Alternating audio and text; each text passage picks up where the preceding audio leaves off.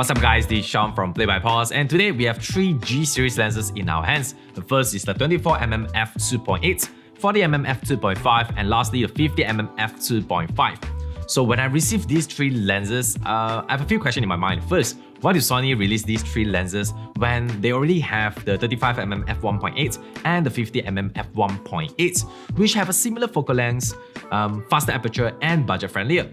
And is it worth spending the extra money for the G series lens? On the other hand, should I choose the GM series over the G series or vice versa? And in this video, we're gonna let you know. Spoiler alerts, this is not going to be a in-depth comparison like what I used to do because I do not have all the Sony lenses, but I'll definitely try my best to break things down for you guys. So let's start from the physical aspects. So these 3 lenses are small and they look identical. They have the same length, same filter diameter, which is 40mm. All 3 of them have a G logo, which stands for Gold, which is a step down below the GM series. All of them have a deep-click aperture ring, AF/MF buttons, 1 function buttons, dust and moisture resistance, and lastly, they use linear manual focus systems, which is great. Oh yeah, one more thing, they cost $600 USD for each. So when you compare to most of the standard FE lenses, these were a cheaper price point shows its weakness. I'll definitely go with the G series lenses because of the more solid and rugged design. They're kind of like a mini versions of GM series lens. Overall, I really like the small designs of all these G series lenses because I feel like they were made for this kind of mirrorless camera. And they kind of reminds me of Bokeh lens as well. Anyhow, the only downside with this kind of a compact design is it's a bit dense and it feels like all the button is cluttered together, so sometimes you will accidentally turn the aperture rings, so something to keep in mind. So next, let's talk about autofocus speed. All of them are fast, reliable, and quiet, especially the linear motor system from the GM series and G series. But don't get me wrong, all the other standard Sony lenses were just fine as well. The only complaint we have is the motor noise from the 50mm f1.8, which we have encountered a few times from our last 50mm comparison video, so definitely check it out if you haven't watched the 50mm comparison. Another thing I want to test out is the focus ring and focus breathing. In general, all G series and GM series perform almost the same, smooth and accurate, but one thing I found out is G series lenses have a more shorter throw compared to GM series. Generally, a longer throw is better because it makes for greater accuracy during pull focus, but that's based on my opinion. As for the standard FE lenses, the 35mm f1.8 uses the fly-by-wire technology, which is the same as the G and GM series. Therefore, it works pretty smooth and precise. Then again, the 50mm f1.8 uses focus-by-wire technology, which is not favorable for videographers or cinematographers. Next is focus breathings. Most of the time, I wouldn't complain much about focus breathing because most of the lenses I've used aren't cine lens, and it's quite a common issue for most of the photographic lenses. Anyhow, I do realize that the G series lenses seems to perform better than the standard lenses and even GM series, especially when I compare 24mm G and 24mm GM.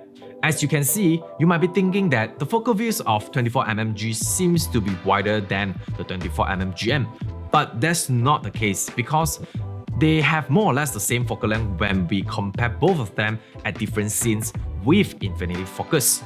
In short, focus breathings has to do with the magnifications of a lens at a close distance. So the Sony 24mm GMs exhibits much more of it compared to the 24mm G.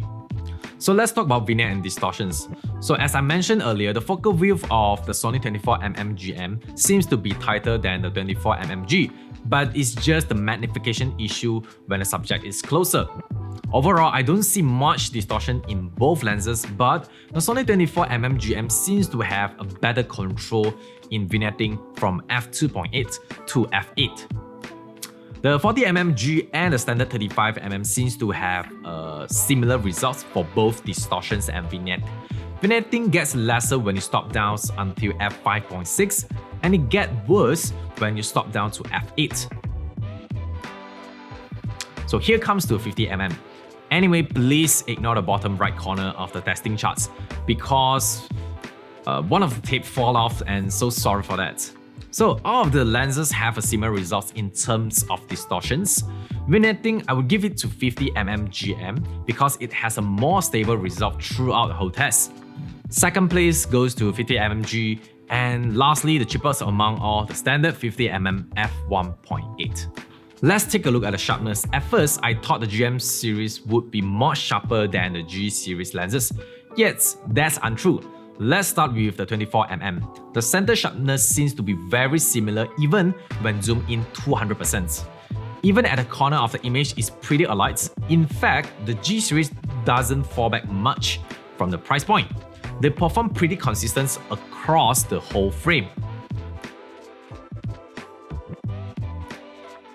But when it comes to comparing between standard 35mm and 40mm G, you can see the 40mm G surpass in every aspect.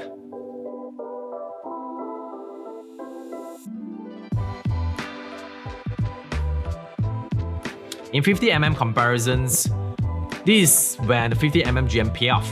You wouldn't notice a huge difference when we view in 100%, but you can definitely tell that the 50mm GM is sharper from the center to edge when we zoom in 200%.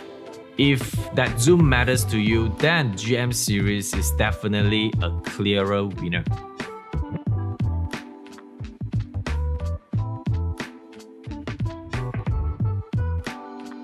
In general, I think the sharpness between GM and G series lens is pretty close, especially the 24mm GM and 24mm G.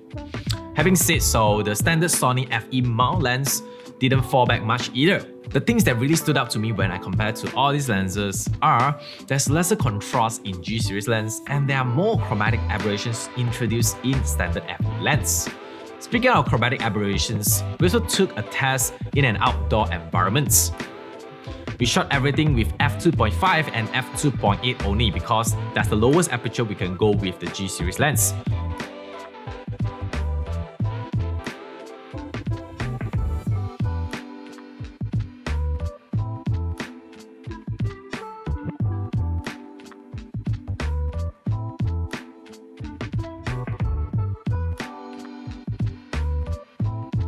I must say all of them looks the same to me in an outdoor environment. I couldn't tell much difference at the contrast area.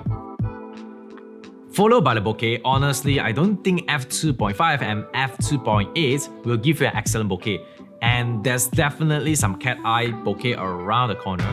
In short, they looks pretty standard to me. GM series might have a slightly perfect bokeh when compared to others. However, if you are a bokeh enthusiast, then you should check out the f1.8 lens and even the GM f1.2.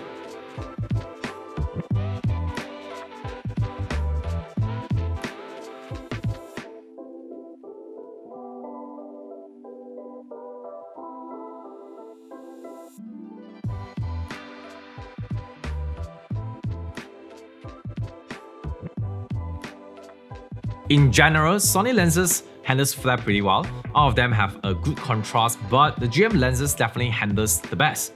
As for the flare aesthetic, I always felt these are very subjective topics, so I'll show you the result and you'll be the judge for this round.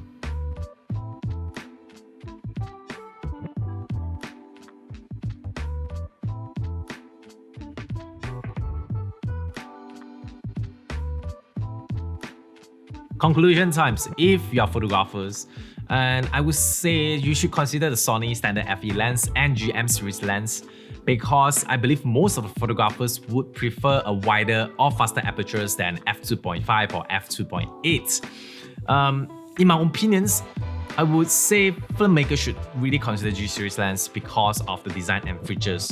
The G series lens has much more solid builds. It has aperture rings, AF/MF buttons, faster autofocus, silent autofocus, linear focus systems, and lastly, better focus spreadings when compared to GM series lens. All of these reasons makes much more sense for filmmakers to choose G series over standard FE lens.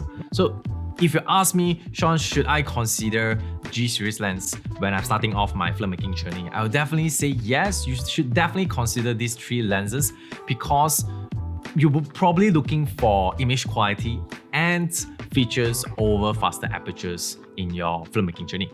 The G series are small, which is big plus for gimbal lovers, especially for 24mm f2.8, because a lot of time you will probably stop down your aperture to f2.5, f4, even f5.6 for a wider shots.